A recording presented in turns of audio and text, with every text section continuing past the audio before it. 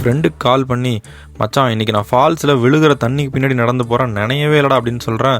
Weather proof jacket போட்டிருந்தியா, ஃபால்ஸில் தண்ணி இல்லையா அப்படின்னு கிரிஞ்சு காமெடிலாம் பண்ணுறான்.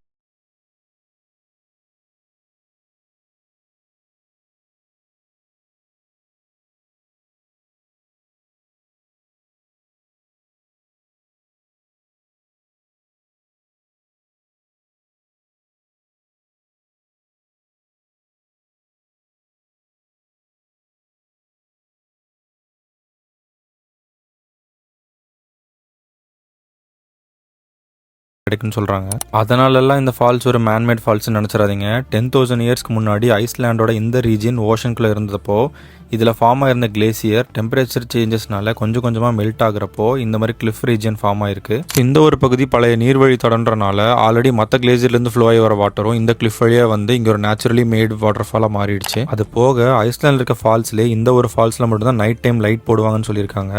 ஸோ ஐஸ்லாண்ட் வந்தீங்கன்னா நைட் டைம் வியூ கண்டிப்பாக மிஸ் பண்ணிடாதீங்க. ஸோ நான் இந்த ஃபால்ஸை ஆதவன் மூவியில் ஏனோ பண்ணி சொல்லி சாங்கில் ஸ்பாட் பண்ணேன். நீங்கள் இந்த பிளேஸை வேறு ஏதாவது மூவிலையோ சாங்லேயோ ஸ்பாட் பண்ணியிருந்தீங்கன்னா கமெண்ட்டில் சொல்லுங்கள், தெரிஞ்சுக்கிறேன். அவ்வளோதான் கைஸ். இந்த மாதிரி சினிமாட்டிக் பிளேஸஸ் என் கூட சேர்ந்து